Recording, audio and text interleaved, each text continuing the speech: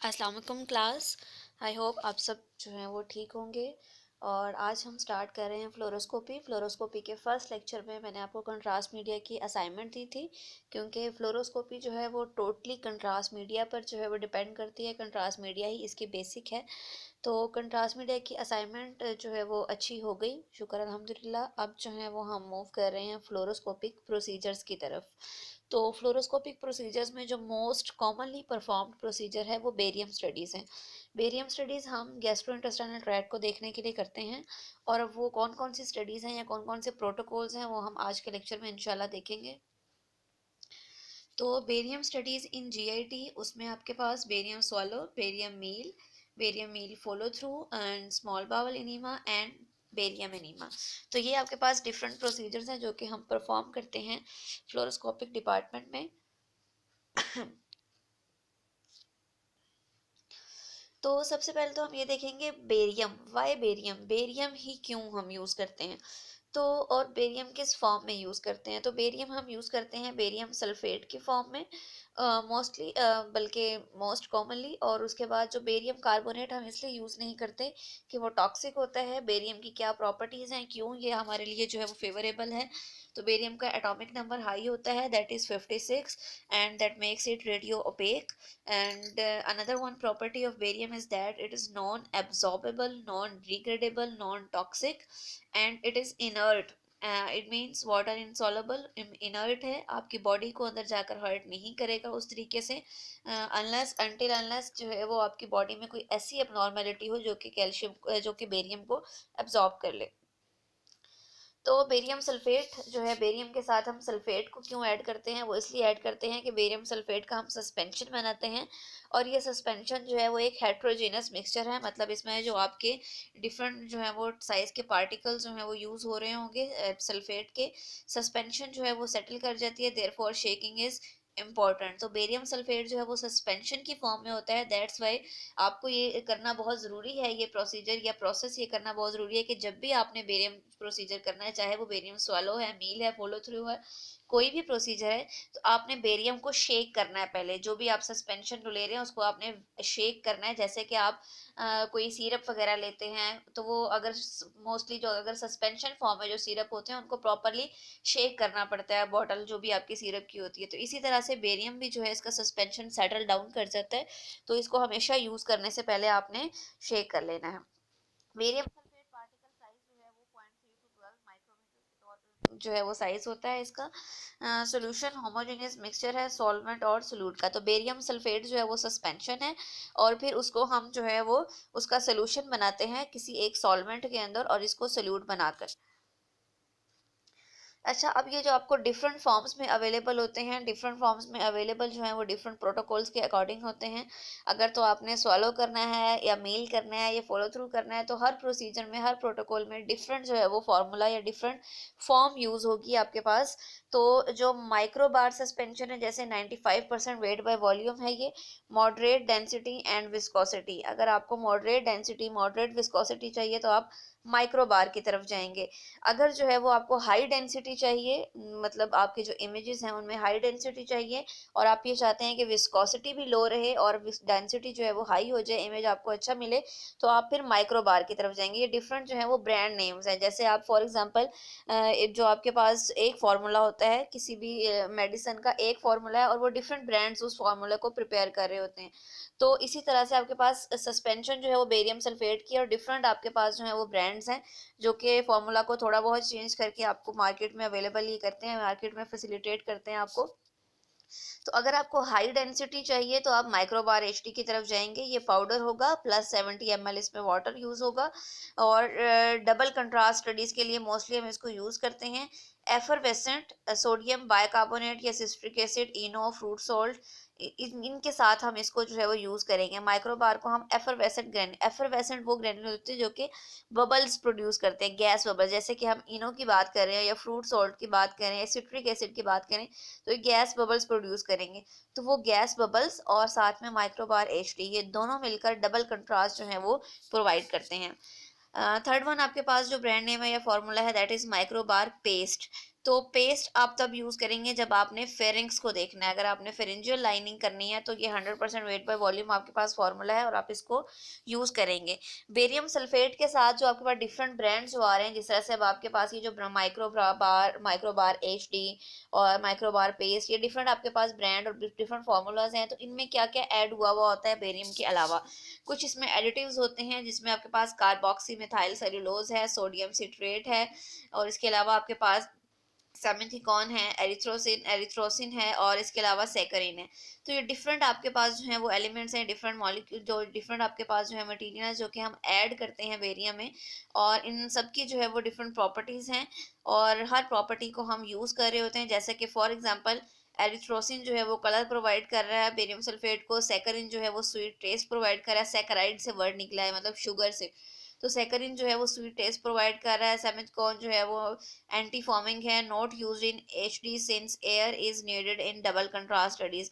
तो ये anti forming है, दैट्स वाई अगर आपने डबल कंट्रास्ट यूज करना है तो एयर के साथ हम इसको यूज नहीं करेंगे। सोडियम सिट्रेट है, ये आपके पास जो है वो जो एसिड्स आपने जो है वो इसमें यूज किए हुए हैं, जैसे कि हमने अभी पहले बात की थी। अगर आप सिट्रिक एसिड वगैरह या कुछ इस तरह से यूज कर रहे हैं तो उसके साथ फिर आप इसको यूज करेंगे ताकि ये उसको अल्कलाइन बना दे। अच्छा, अब इसके कुछ जैसे कि एडवांटेजेस हैं तो उसके डिसएडवांटेजेस भी ऑफ कोर्स हर चीज़ के होते हैं। तो बेरियम के कुछ डिसएडवांटेजेस भी हैं जिसमें आपके पास जो कुछ यहाँ पर दिए गए हैं, जैसा कि एक्स्ट्रावेजेशन का मतलब है कि जहाँ पर आपने इसको इंट्रोड्यूस करवाया था उस एरिया से अगर ये बाहर चला गया तो इसको हम कहेंगे एक्स्ट्रावेजेशन। पेरिटोनाइटिस अगर एक्स्ट्रावेजेशन हो जाती है तो उसकी वजह से आपको क्या क्या जो है वो कॉम्प्लिकेशंस देखने को मिल सकती हैं एक्स्ट्रावेजेशन की वजह से। अगर तो आपने एब्डोमेन में कॉलोन में किया हुआ, कॉलोन से ये बाहर चला गया तो पेरिटोनाइटिस हो सकता है पेरिटोनियम में, और इसके अलावा अगर लंग्स में चला गया तो निमोनाइटिस हो सकता है। और अगर मीडियास्टिनम में ये चला जाए, जैसे फॉर एग्जांपल अगर आप जो है एसोफिगस में आपने बेरियम जो है वो डाला दिया था पेशेंट को और एसोफिगस से वो परफोरेट कर गया या आपके पास एक्स्ट्रा विजेट कर गया तो वो मीडियास्टिनम में चला जाएगा, तो उसकी वजह से मीडियास्टिनाइटिस हो जाता है। उसके अलावा आपके पास इंस्पिसेशन हो सकती है, ऑब्सक्योर्स follow up city studies.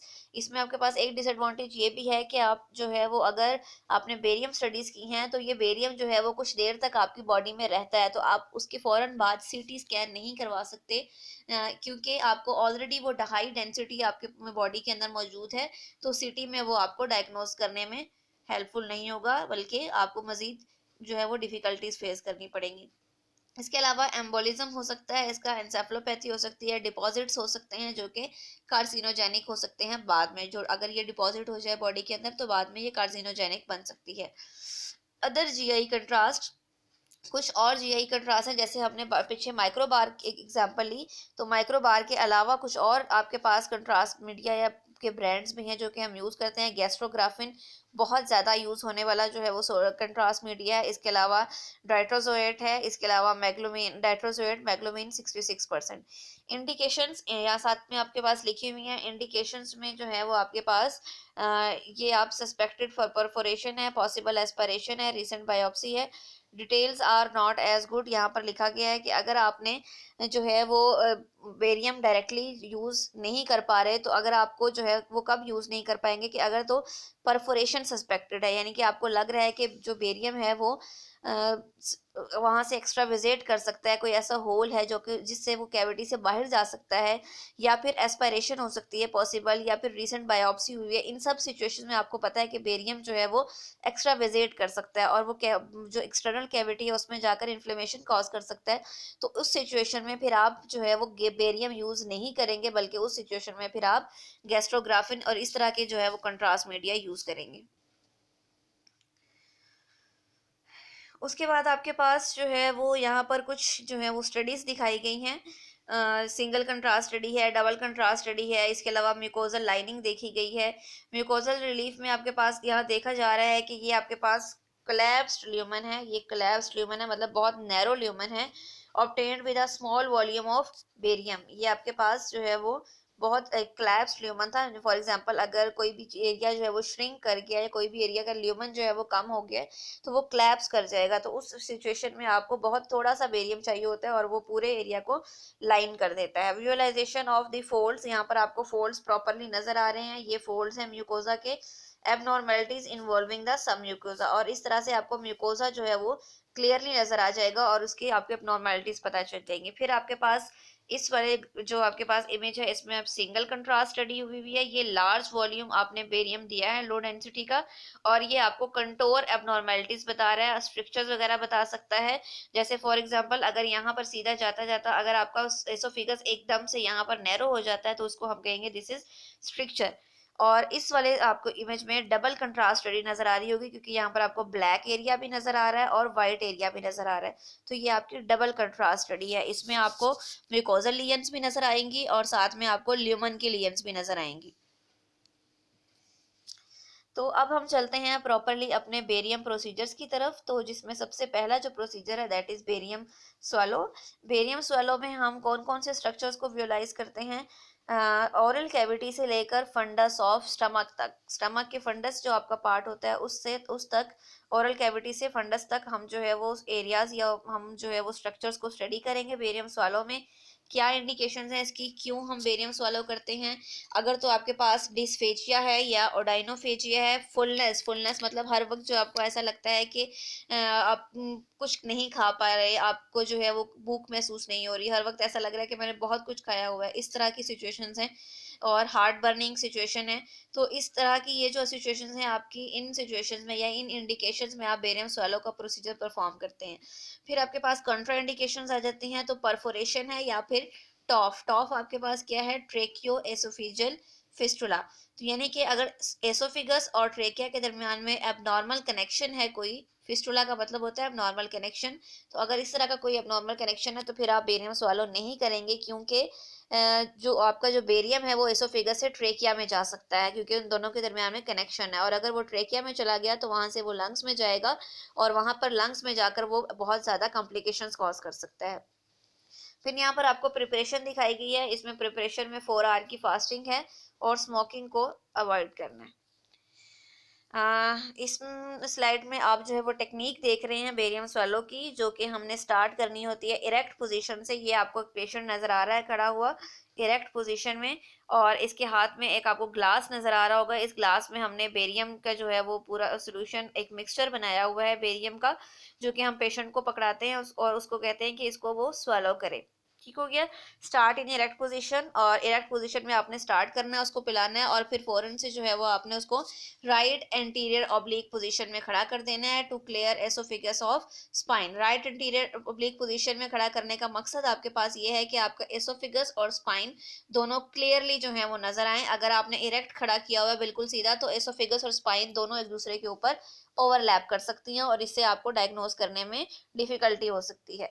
Initially आपने 10 to 15 ml देना है, और उसके बाद आपने देखना है, अगर तो 10 to 15 ml से प्रॉपरली आपका पूरा एसोफिगस जो है वो कवर हो रहा है तो वेल एंड गुड, और अगर आपको लगता है कि मजीद और जो बेरियम का मिक्सचर है वो पीने की ज़रूरत है तो आप मजीद जो है वो ऐड कर सकते हैं। फॉलो बोलस अंडर फ्लोरोस्कोपी, तो ये आपने पूरा का पूरा बोलस जो है वो उसको पेशेंट को जो है गाइड करना है पहले कि इस तरह से आपने इसको स्वेलो करना है बेरियम को, और फिर वो अंडर फ्लोरोस्कोपी आप उसको स्वेलो करवाएंगे और साथ ही अपने जो है वो इमेजेस लेना स्टार्ट कर देंगे। तो टेक्निक में आपके पास ये है कि सबसे पहले तो आपको फेरेंक्स नजर आएगी, ये आपको जो है वो फेरेंक्स जो है वो ये नजर आ रही है, ये आपके पास फेरेंक्स है। After thick suspension 20 ml frontal and lateral, तो आपने ये फ्रंटल आपके पास इमेज है और ये लेटरल आपके पास इमेज है जिसमें आपको जो है वो फेरेंक्स नजर आएगी। उसके बाद आप वेलसल्वा कर सकते हैं। वेलसल्वा क्या होता है, फोनेशन वेलसल्वा आप ऐसे प्रोसीजर को या ऐसी टेक्निक को कहते हैं कि जिससे आप अपने जो बेरियम स्वेलो करने में हेल्पफुल हो सकता है, या फिर आप कोई भी ऐसा जो कोई भी ऐसा स्ट्रक्चर है जो कि आप देख नहीं पा रहे तो उसके लिए आप वेलसल्वा करवाते हैं डिफरेंट, जैसे कफिंग हो गया फॉर एग्जांपल दिस इज वेलसल्वा, या फिर आप उसको कहेंगे कि थोड़ा सा बोले, तो जब वो बोलेगा तो वो बेरियम है वो नीचे की तरफ जाएगा। तो इस तरह से आप डिफरेंट टेक्निक्स के थ्रू जो है वो अपने स्ट्रक्चर्स को विजुअलाइज कर सकते हैं। जब आप बोलने का कहते हैं पेशेंट को, तो वो ट्रिगर देता है हायर्ड बोन को, हाईएस्ट टॉन्सिलर फोसा, तो उसमें आपको टॉन्सिलर फोसास भी नजर आते हैं, ये आपके पास टॉन्सिलर फोसास हैं। तो अब आपने जो है वो नेक्स्ट क्या करना है फिर, फेरेंक्स के बाद आपके पास जो स्ट्रक्चर आता है दैट इज एसोफिगस। एसोफिगस के लिए आप मजीद 40 to 50 ml जो है वो माउथफुल फॉलोड जो है वो इन सुपाइन पोजीशन, कुछ जो आपके सेटअप्स हैं वो सुपाइन पोजीशन में देते हैं, और कुछ सेटअप जो है वो उसी इरेक्ट पोजीशन में मजीद 40 to 50 ml देकर पेशेंट को आरएओ पोजीशन में खड़ा कर लेते हैं, आरएओ इरेक्ट में। ठीक हो गया। इससे पहले हमने क्या किया कि इरेक्ट पोजीशन में, इससे पहले हमने क्या किया, इरेक्ट पोजीशन में पेशेंट को जो है वो बेरियम का मिक्सचर पिलाया और फौरन से एक फ्रंटल और लेटरल जो है वो व्यू ले लिया जिसमें आपको फेरेंक्स नजर आएगी। फिर आपने पेशेंट को मजीद 40 to 50 ml जो है वो बेरियम का सस्पेंशन देना है, और फिर उसके बाद वो देने के बाद आपने पेशेंट की राइट एंटीरियर ऑब्लिक पोजीशन बनवा देनी है। इससे आपका जो एसोफिगस है, ये जो एसोफिगस है ये स्पाइन के से क्लियर होगा, ये एसोफिगस है और ये स्पाइन है आपके पास, ये दोनों आपको अलग अलग क्लियरली नजर आएंगे। उसके बाद यहाँ पर आप देख रहे हैं कि म्यूकोजल रिलीफ, अगर आपको जो है वो म्यूकोजा में कोई इशू नज़र आए तो आपने उसको देख लेना है कि म्यूकोजल फोल्ड्स में या सब म्यूकोजल लाइनिंग में कोई इशू तो नहीं है, तो वहाँ पर आपको फोल्ड्स नज़र आ जाएंगे अगर ऐसा कोई इशू हुआ तो।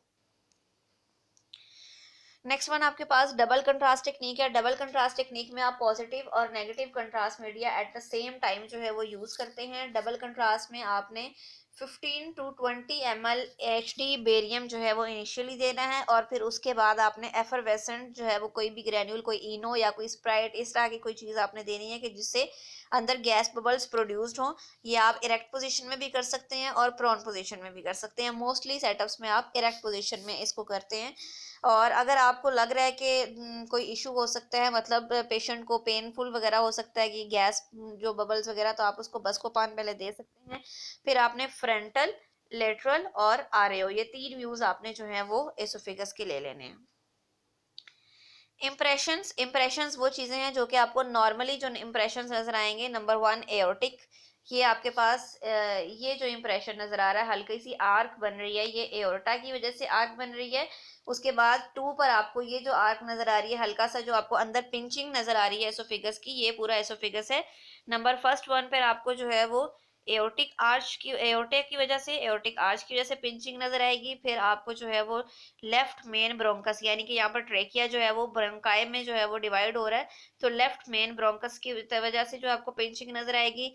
फिर थर्ड वन आपको जो है वो नजर आएगी हार्ट की वजह से, और एंड पर लास्ट वन आपको जो है 4 पर, ये वाला वो एरिया है जहाँ पर आपका एसोफिजियल हाइएटस है, जो कि आपने डायफ्राम की ओपनिंग्स पढ़ी होंगी, उसमें जो एसोफिजियल ओपनिंग होती है, तो यहाँ से आपका एसोफिगस जो है वो आपके चेस्ट वाले एरिया से अब्डोमेन वाले एरिया में एंटर हो रहा है, तो यहाँ पर आपको एक पिंचिंग नजर आएगी। क्लियर हो रही है बात। तो ये आपका ए वाला जो इमेज है ये नॉर्मल इंप्रेशंस हैं, जबकि बी वाले इमेज में एक बहुत बड़ा आपको इंप्रेशन नजर आ रहा है, ये एबनॉर्मल आपका एक जो है इंप्रेशन है, ये नॉर्मल नहीं है, एबनॉर्मल एक्सट्रिंसिक इंप्रेशन है। ये आपको बाहर की तरफ से दबाव नजर आ रहा होगा बहुत ज्यादा एसोफिगस के ऊपर, तो बहुत बड़ा एक इंप्रेशन आपको नजर आ रहा है, ये एबनॉर्मल इंप्रेशन है on the posterior wall of oesophagus caused by a large thoracic osteophyte. यहाँ पर थोरेक्स में कोई इशू है जिसकी वजह से आपका जो उस इशू ने, या कोई भी कोई आपके पास कोई लियन हो सकती है, कोई ट्यूमर हो सकता है, कोई भी एक ऐसा आपके पास जो एबनॉर्मल स्ट्रक्चर हो सकता है जो कि एसोफिगस को जो है वो बाहर से पिंच कर रहा है, अंदर की तरफ बाहर से उस पर इम्प्रेशन जो है वो कॉज कर रहा है। तो ये आपके पास कुछ नॉर्मल और एबनॉर्मल इम्प्रेशन हैं। नॉर्मल इम्प्रेशन आपके पास ये नजर आ रहे होंगे, बहुत हल्की सी आपको किंकिंग नजर आ रही होगी, बहुत हल्की सी पिंचिंग है। फर्स्ट वन ये एओर्टिक आर्च की वजह से, सेकेंड वन आपके पास लेफ्ट मेन ब्रोंकस की वजह से, थर्ड वन आपके पास हार्ट की वजह से, और फोर्थ वन जो है वो आपके पास ये एसोफेजियल हाइएटस का लेवल है। अच्छा, अगर आपने टेक्निक में कुछ मॉडिफिकेशंस जो हैं वो अपनी मर्जी से कर सकते हैं, और वो अपनी मर्जी आपने तब करनी होती है जब पेशेंट की रिक्वायरमेंट हो। तो वो अगर तो सस्पेक्टेड परफोरेशन है या फिर एस्पायरेशन का रिस्क है तो आप बेरियम यूज़ नहीं करेंगे, ये कंट्राइंडिकेशन है। बेरियम आपने यूज़ नहीं करना। जब भी आपको लगे कि बेरियम जो है वो ट्रेकिया में जा सकता है ड्यू टू ट्रेकियोसोफिजियल फिस्टुला और एनी अदर रीज़न, तो आपने बेरियम की बजाय गैस्ट्रोग्राफिन जो है यूज करना है या फिर गैस्ट्रोमीरो यूज करना है। ये वाटर सोलेबल कंट्रास्ट मीडिया है, ये उस तरह से रिस्की नहीं है जितना आपका बेरियम जो है वो रिस्की है, because barium is insoluble in water.